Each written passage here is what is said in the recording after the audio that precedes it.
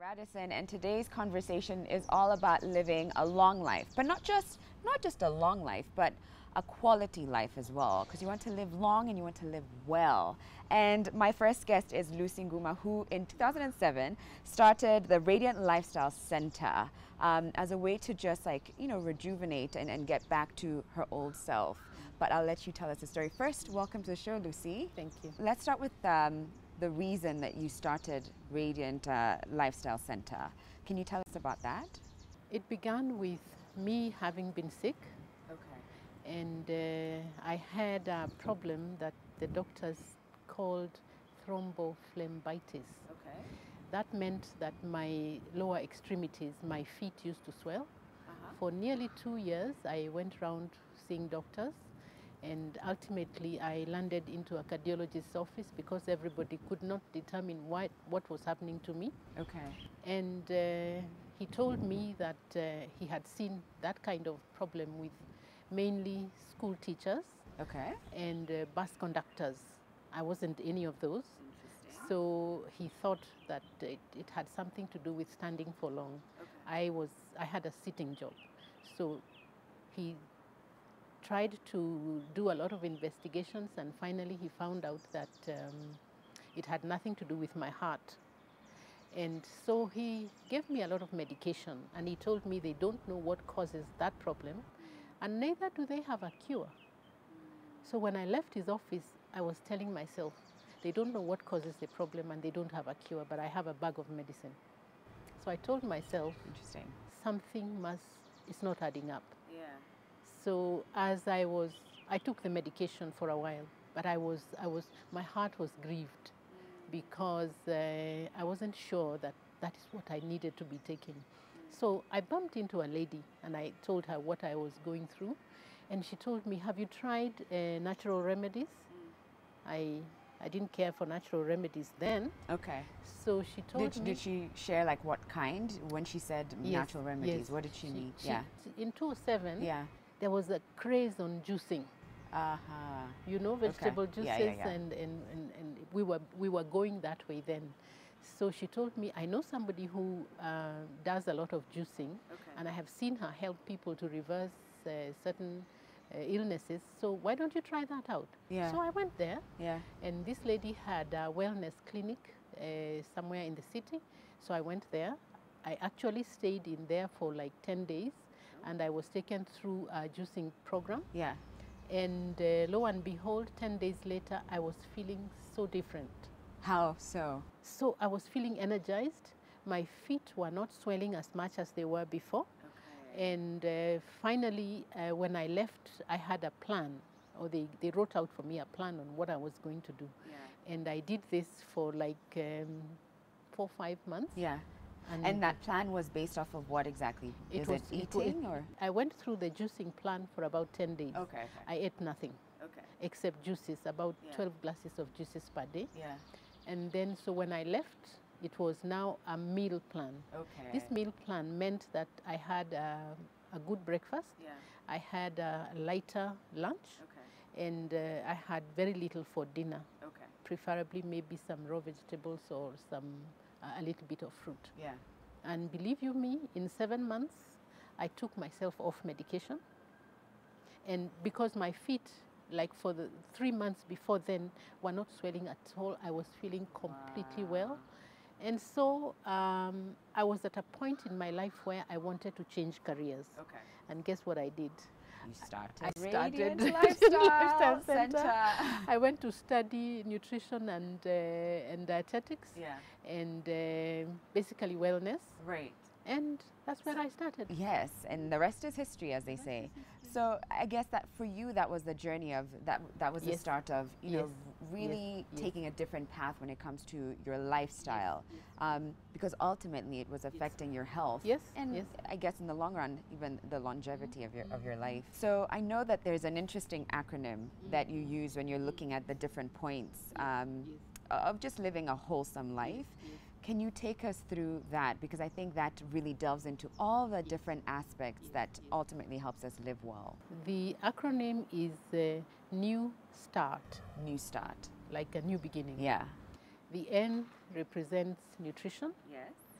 and the E represents exercise, and the W represents water, the S represents sunlight, the T represents temperance or moderation, the A represents air, and the R represents rest, and the T is trust in divine power.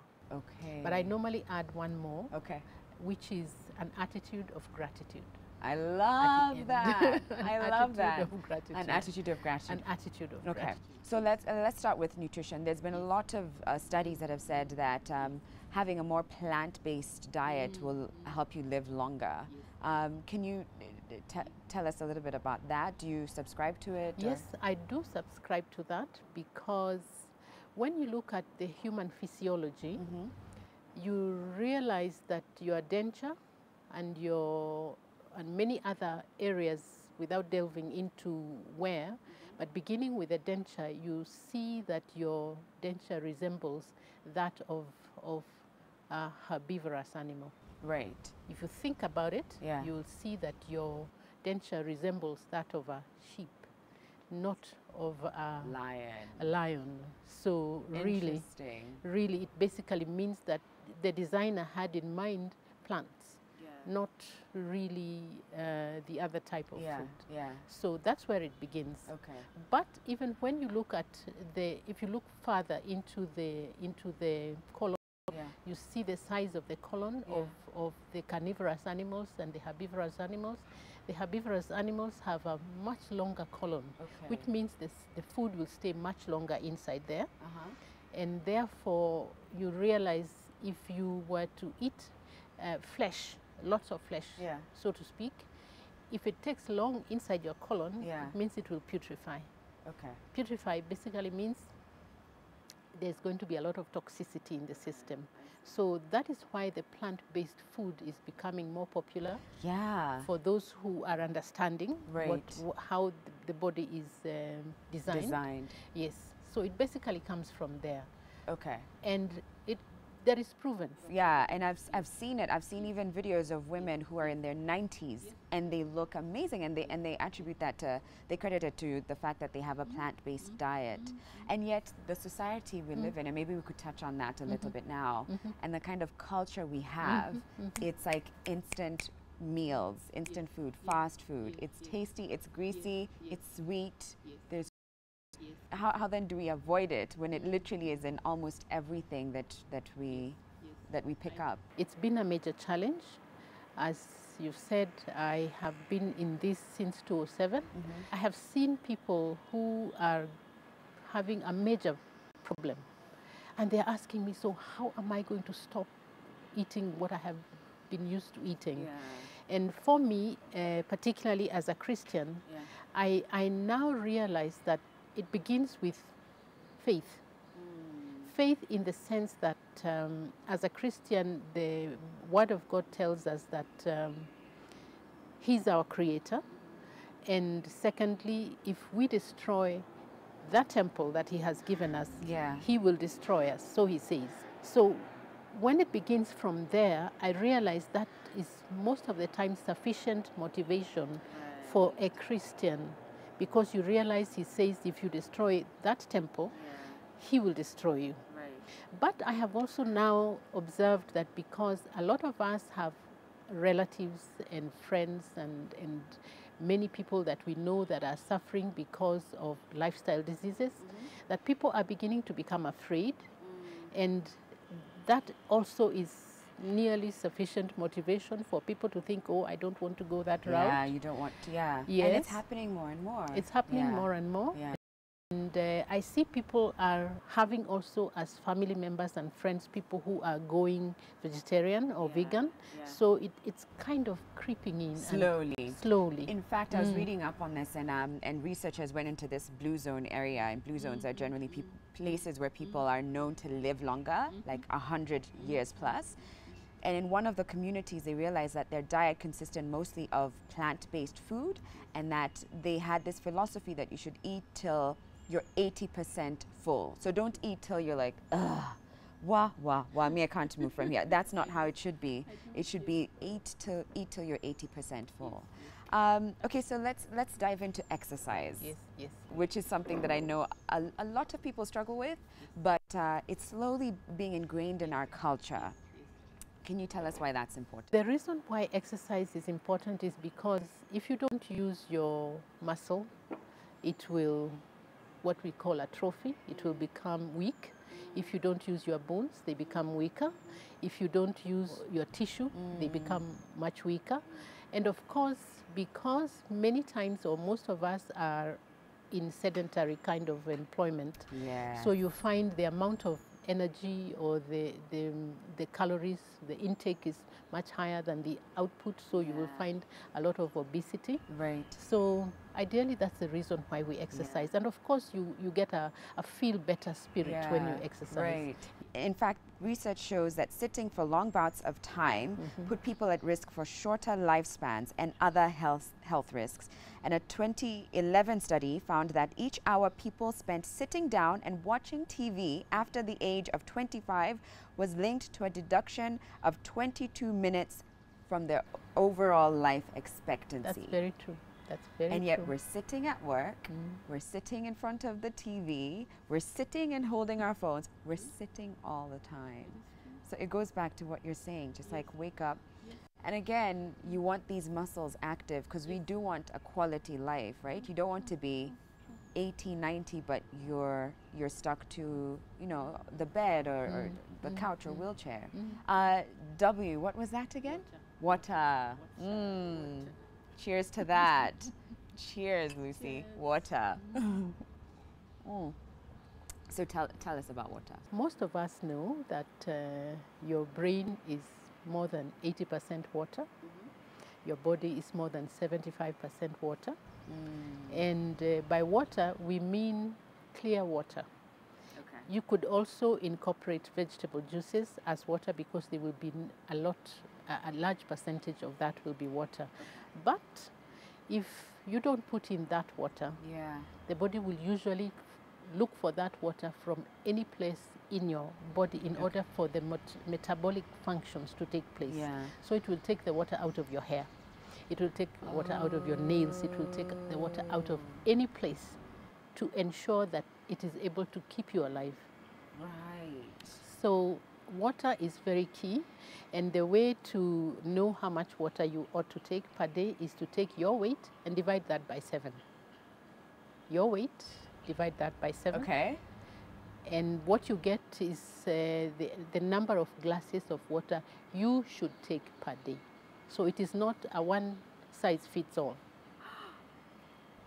What? I've never heard that before. And I'm busy trying to quickly do the math. As you're sitting, that's interesting. Yes, yes. Take your weight, divide that by 7, the divine number. Interesting. Yes. Lovely. Okay, we've got to take a break, but when we come back, we'll finish off with START, the last acronym. We'll be back in a moment.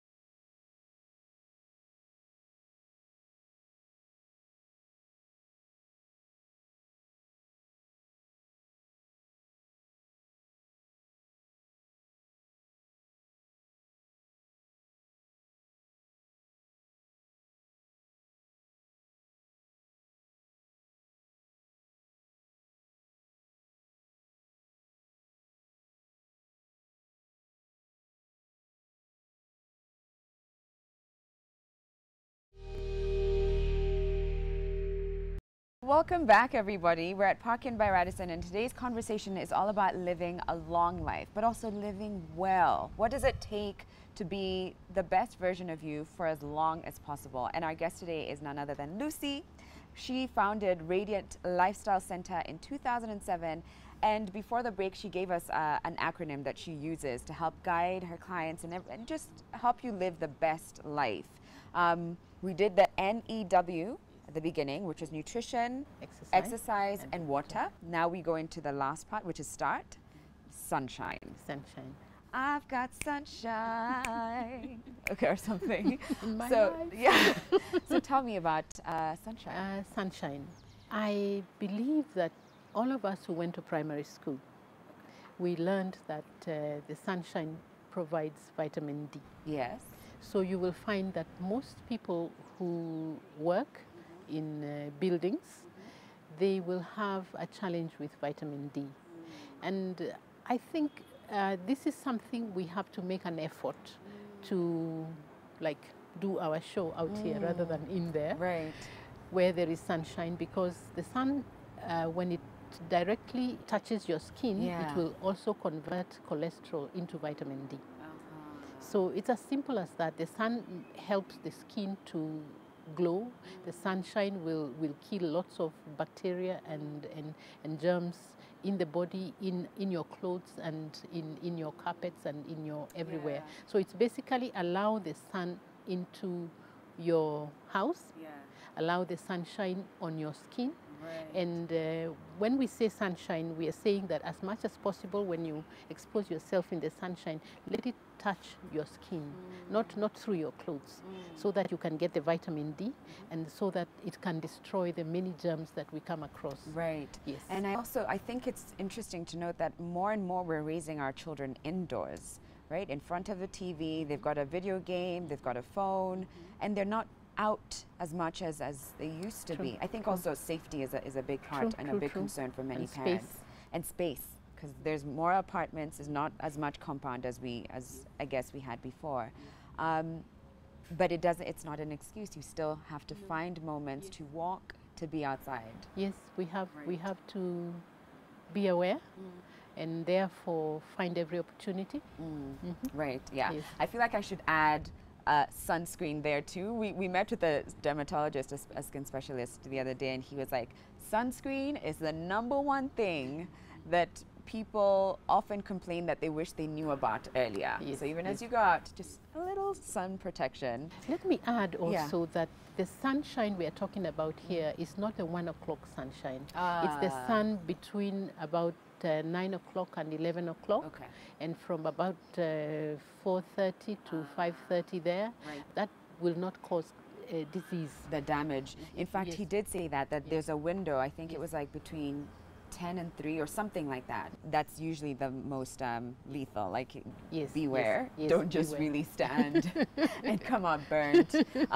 So T is the next letter there. T is temperance. Temperance. Temperance means moderation, meaning that whatever we are talking about, even if we're talking about sunshine, even if we're talking about nutrition, you have to be moderate with all these things. Right. If something is not good, beware of it and try and avoid it.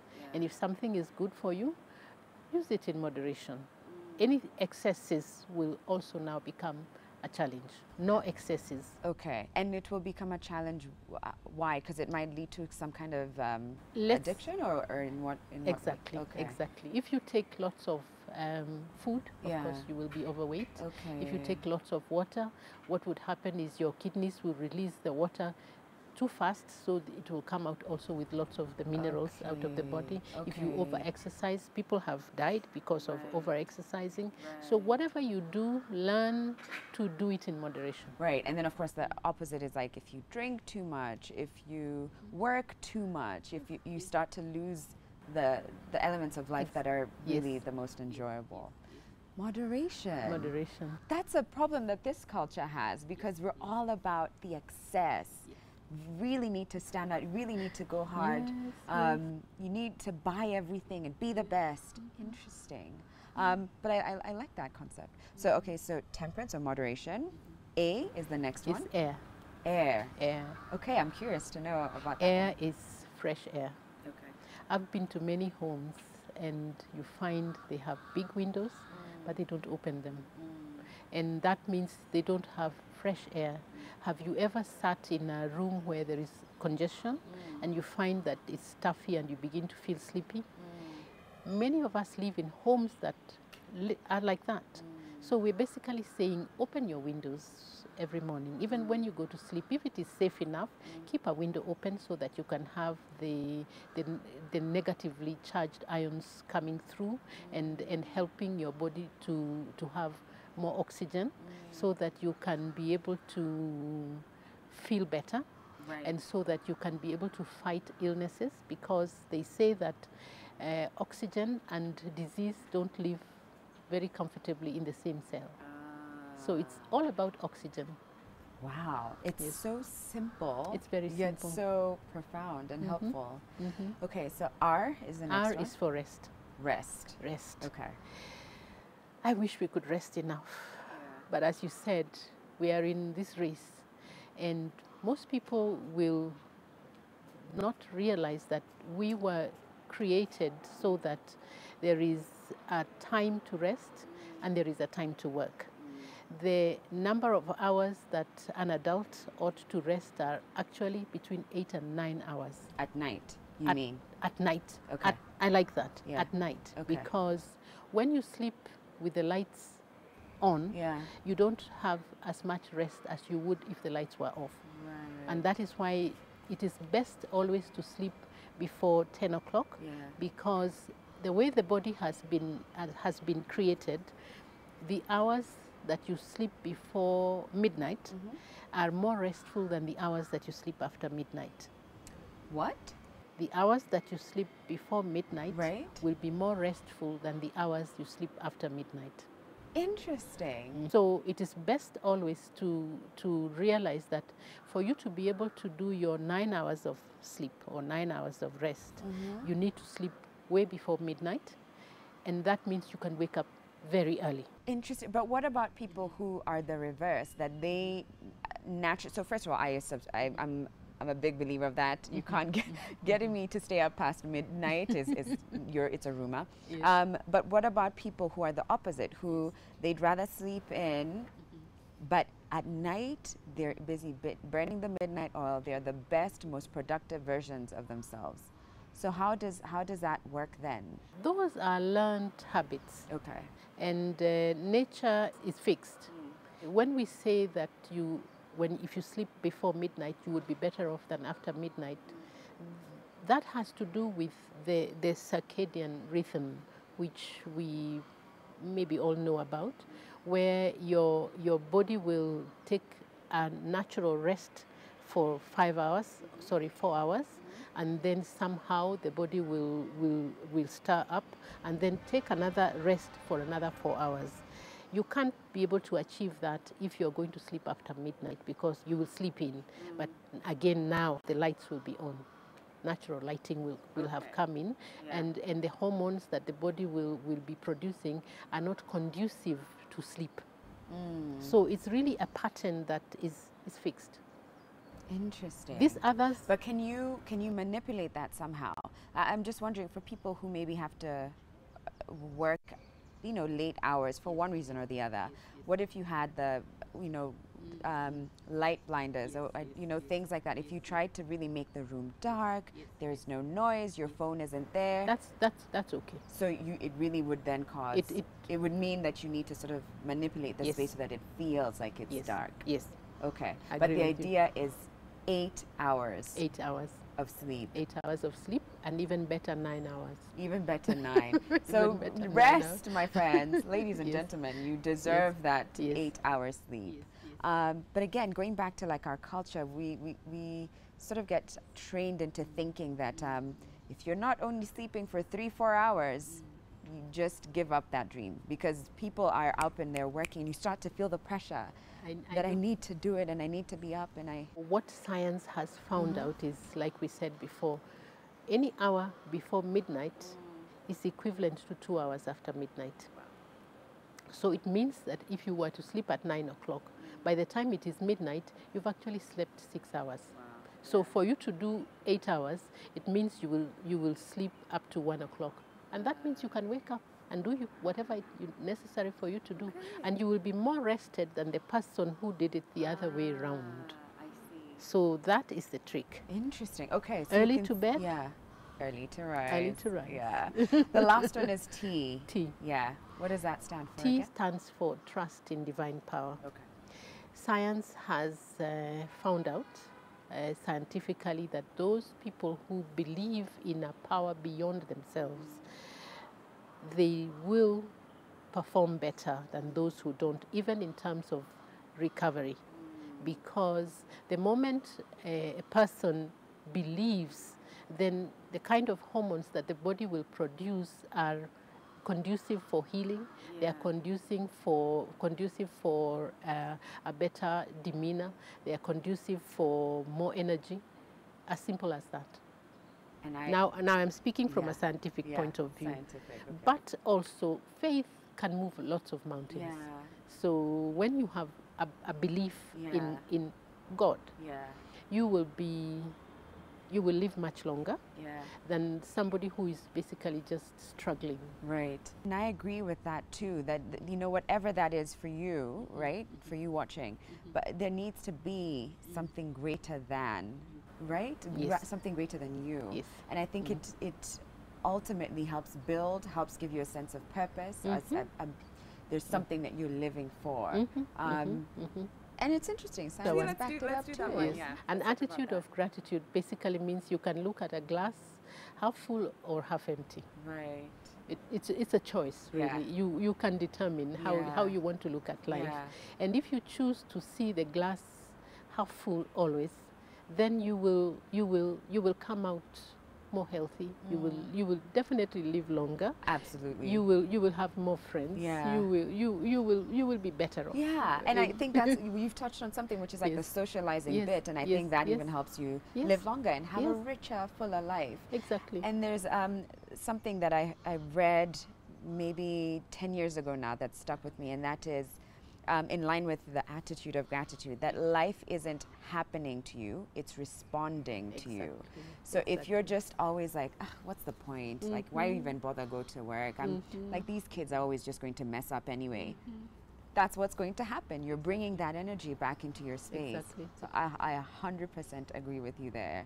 An attitude of gratitude, and that's, you don't have to pay for that, you know. It's just mindset. True.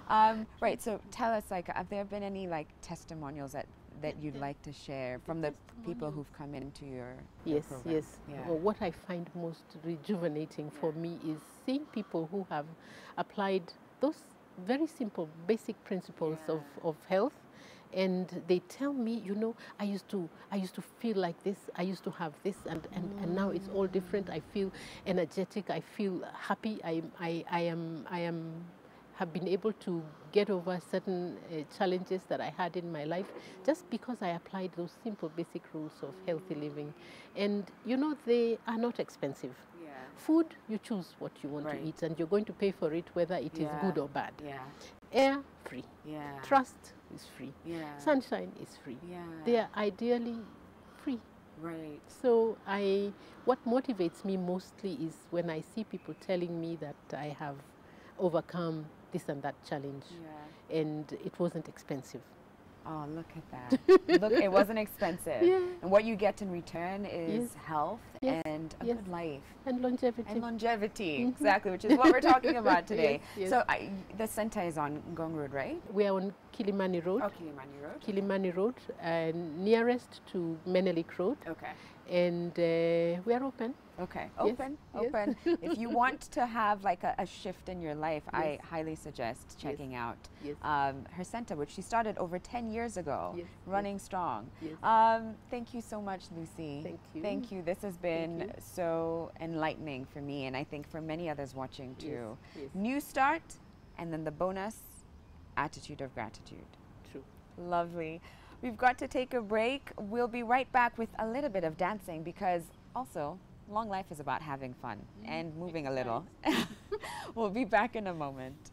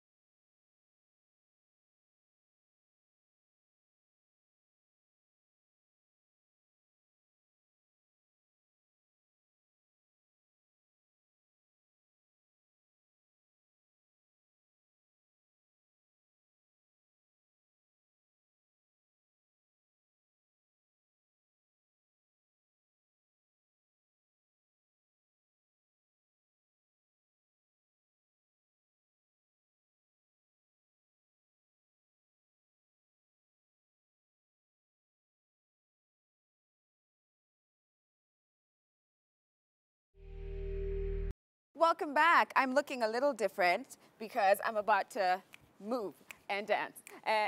Oh, okay. Of course you're gonna drop it low and like kill it. So my guest here is none other than Joanne Ball-Burgess. She is a dancer, a yoga instructor, a mom of 3, a lover of life and art too. And I mean, you can tell she's obviously a lot of fun. And before we dive into like the dance part, because that's why you're here today, to like show us how like moving a little bit just is good for the soul. Absolutely. Yeah, and helps you live long. Why don't we dive into your story? Sure. Because you've like lived in, I don't know how many countries now?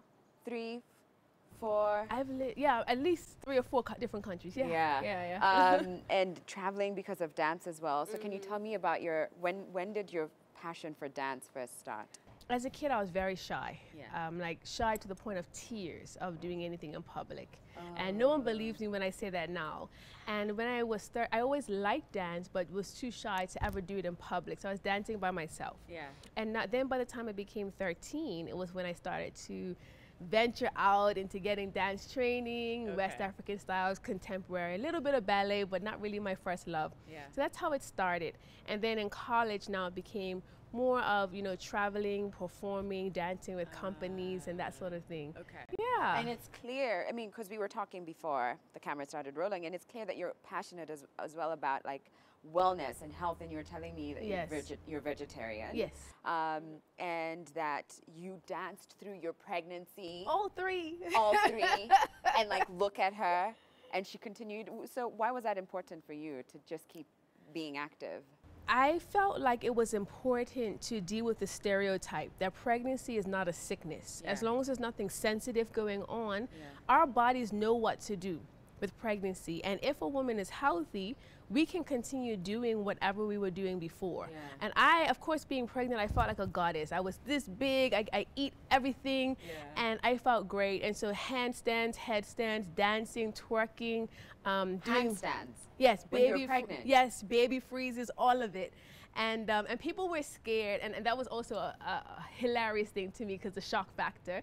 And at the same time, you know, I knew that I was healthy, my babies were healthy, and then of course after giving birth, it's easier to get back to your normal weight and your shape if you've been moving the whole time. That's true. Yeah. That's true. Okay, so now I guess let's get into dance. Again, the reason I thought this was important that we do is because, well, dancing means that often you're around other people as you're doing. Socializing is good for the soul, for the spirit.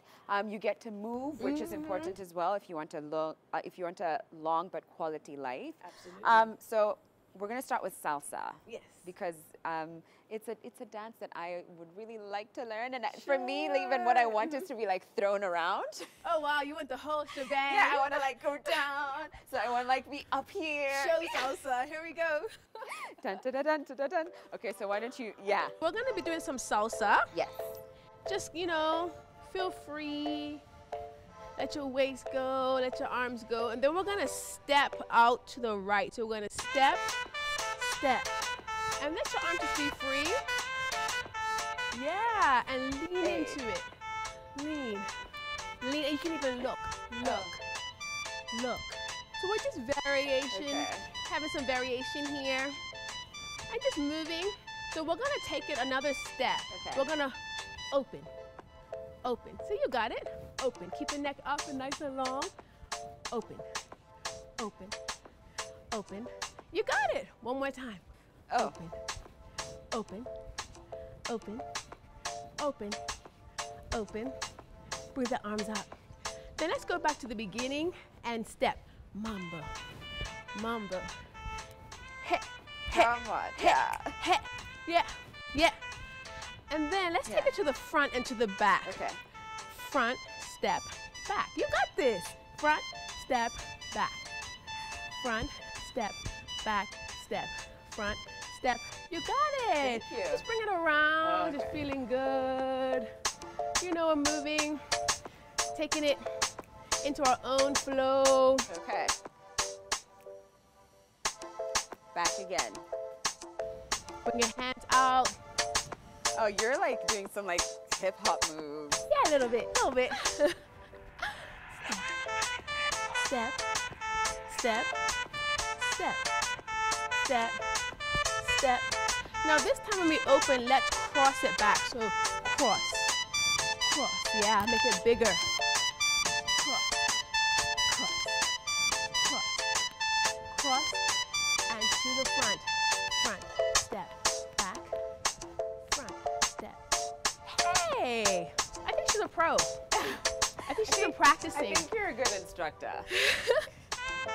Okay. And then just bring your arms up. Just walk, look up, and then bring your hands down. Dip down just a little bit because it's sexy. Bring your arms up. And one more time. And then bring your hands down, nice and sexy. This is a real workout. That little squat. And then you're there. Oh, done.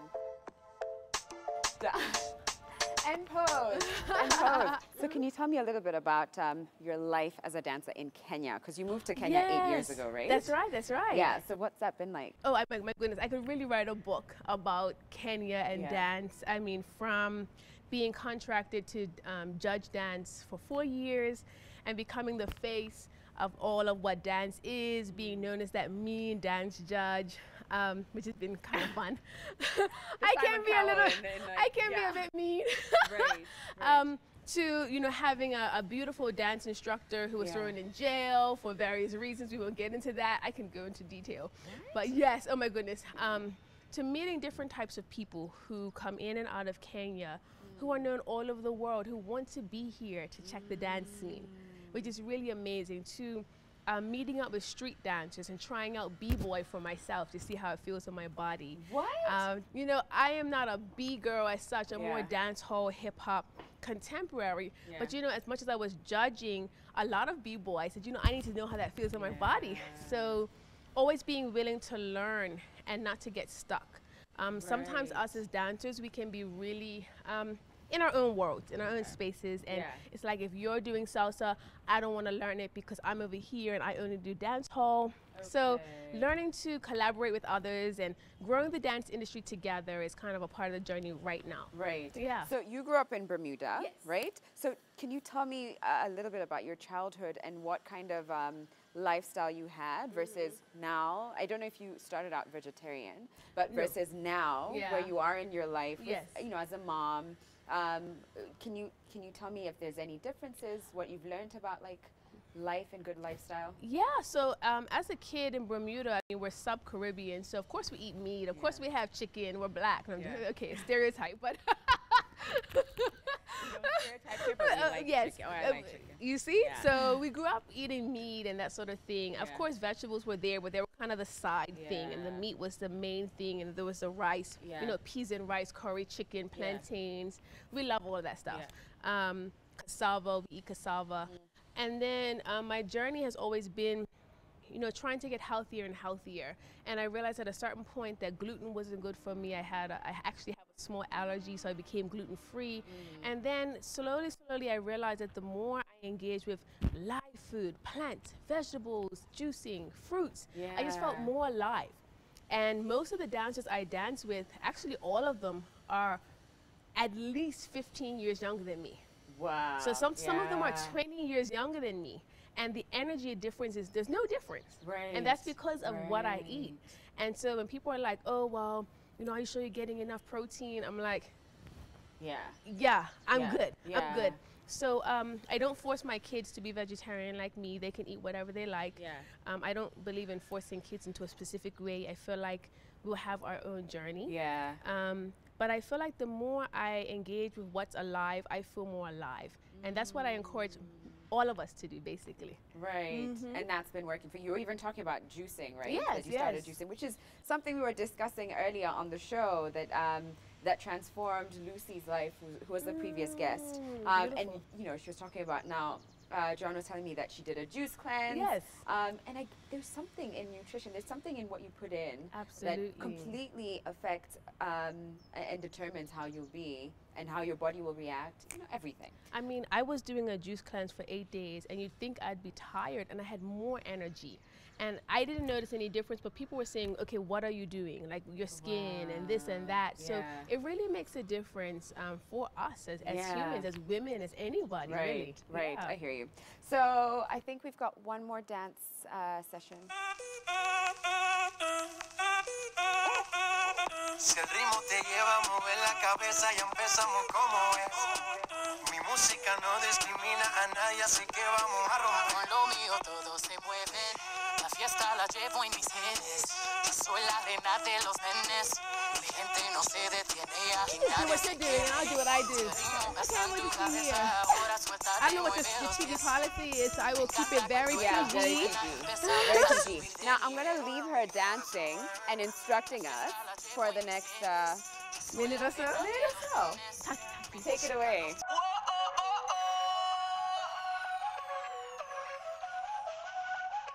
Báilame como si fuera la última vez y enséñame ese pasito que no sé, un besito bien suavecito, bebé.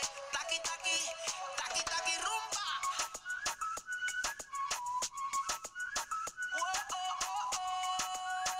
High music, high flows.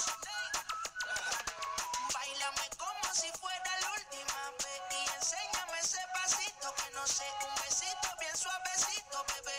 Taqui taqui, taqui taqui, taqui taqui. Eres un besito o un aquí, una explota como Nagasaki. Prende los motores Kawasaki, en la disco está llena y llegaron los Anunnaki. No le baje, el puri sobresale de tu traje. No trajo panticito pa' que el nene no trabaje. Es que yo me sé lo que ella cree que ya se sabe. Cuenta que no quiere pero me tiene espionaje. El puri sobresale de tu traje. No trajo panticito pa' que el nene no trabaje. Es que yo me sé lo que ella cree que ya se sabe. Cuenta que no quiere pero me tiene espionaje. Báilame como si fuera la última vez y enséñame ese pasito que no sé, un besito bien suavecito, bebé. Taqui taqui, taqui taqui rumba.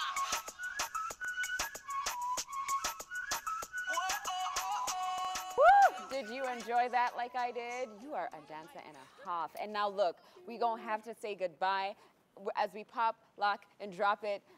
Thank you for watching, and thank you to Parkin by Radisson for allowing us to like dance on your terrace.